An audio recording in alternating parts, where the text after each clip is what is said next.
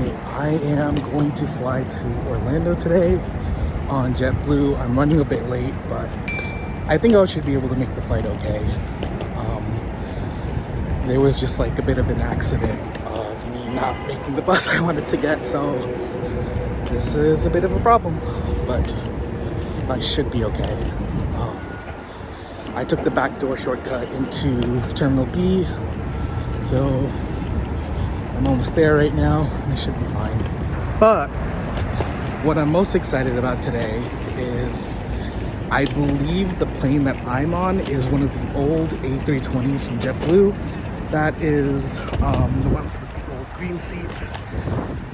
They're being phased out and replaced with the newer slimline seats, but that does come at the cost of pitch. So it goes down from 34 inches to 32. And I wanted to see if I could get one before they are all gone. So when I booked this flight on Google Flights, I noticed that it said this one had 34 inches of pitch. So I'm hoping I do get the old plane. But it is also very possible that JetBlue could sub it out for the new ones last minute if they need more seats or the plane's just not available. So we'll see what happens when we get there.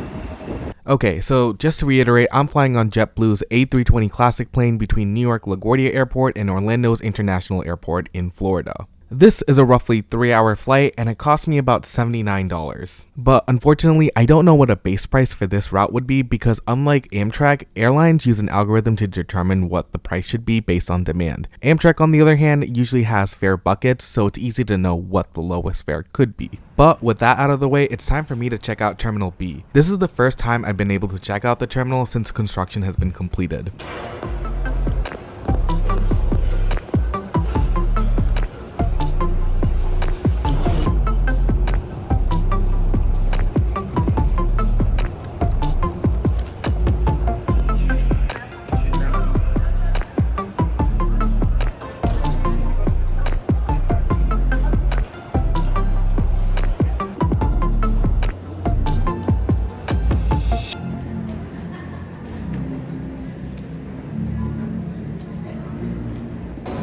Alright, I actually got through pretty quick. It wasn't that busy today. I was still under the impression that the lines were like an hour long with security wrapping around the terminal.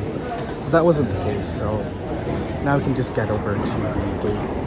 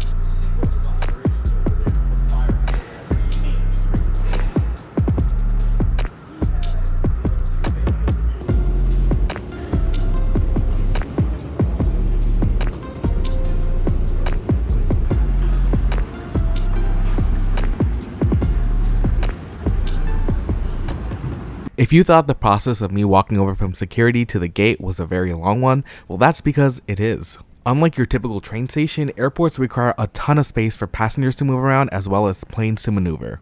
And while LaGuardia is technically a small airport, it utilizes every inch of space as effectively as possible. The new design of the airport stacks the security, check-in, arrivals, and other facilities in one side of the airport and requires passengers to walk over bridges to get to islands where their gates are located. This effectively increases the distance a passenger may need to walk between the check-in and the gate. However, it does allow for more planes to be docked at LaGuardia at any given time. New York is famous for having to build up due to limited space, and LaGuardia is really no exception here. And with my luck, I ended up getting one of the furthest gates away from security. But luckily, my wait was short and it was roughly around time to start boarding the plane.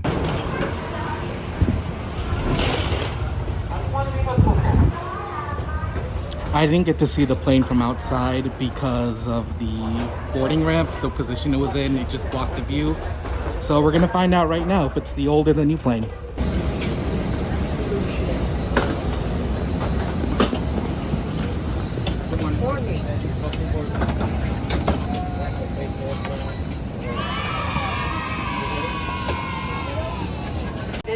Kindly place them lengthwise, wheels and handles are not to hit cabin.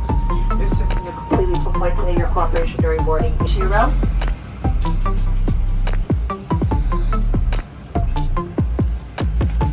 Taking a first look at the seating on this plane, it's configured in a 3x3 configuration with well-padded seats. However, these seats are pretty worn. But even after 20 years of service, these seats are still great and really comfortable. And I would take them over new seats any day of the week. And taking a look at the tray tables, it's actually pretty massive, especially compared to Amtrak and their Amfleet trains. But the table is so big it actually goes all the way back to my gut. Each seat is also equipped with a seat back pocket with the air safety brochure, however I would not trust that it's very clean. Moving on from the tray table, we also see that every seat has a seat back TV, however these TVs are not very big or high resolution. And looking down below, we can see that there's tons of space for me to stretch out, as my knees do not go anywhere near the seats and I have tons of space below to stretch out. The seats themselves have about 34 inches of legroom and are about 18 inches wide. Each seat is equipped with a remote located in the armrest to the right of you. It's pretty simple and easy to use. Back when these planes debuted, these were revolutionary because JetBlue was one of the first airlines to have seatback entertainment at every seat. And while they're still nice to have, it's definitely seen its fair share of use and it feels very outdated today. Also, if you want to hear any audio, the planes are equipped with 3.5mm plugs at every armrest. But with the last passengers finally boarded, it's time for our plane to head over to Orlando.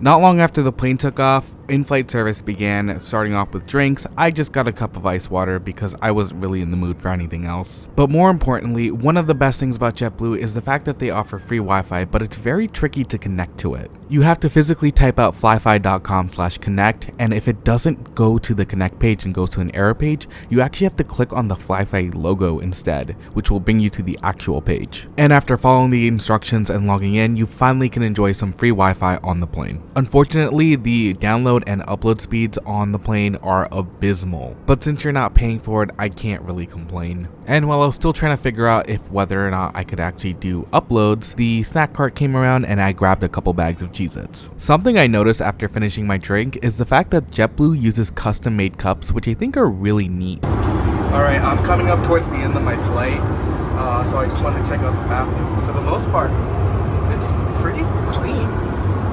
And, you know, after the whole flight, I thought it would get dirty with a lot of people using it. But for the most part, it's pretty well maintained, like the rest of the plane. Everything works fine. Yeah, and that's great. I love it.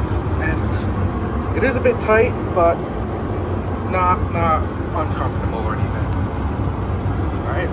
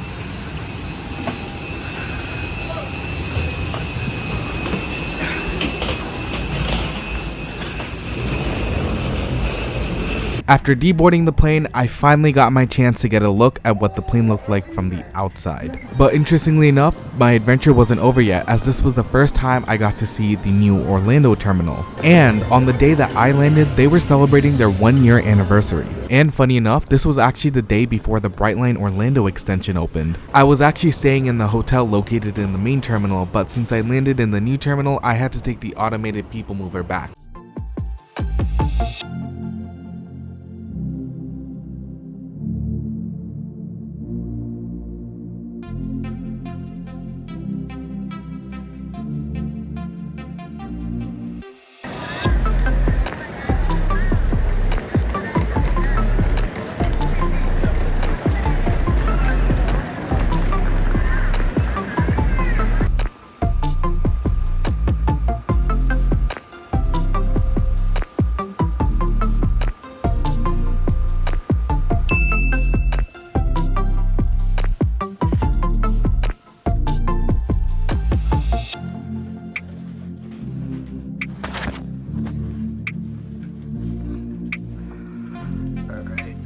Gotta say, this hotel's a lot nicer than I thought it'd be. And, oh, it comes with a balcony. That's something I didn't expect.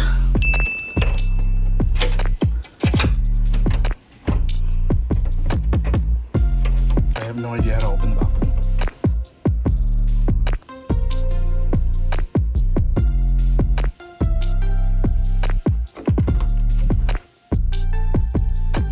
There's a massive TV here. I don't think I mentioned that.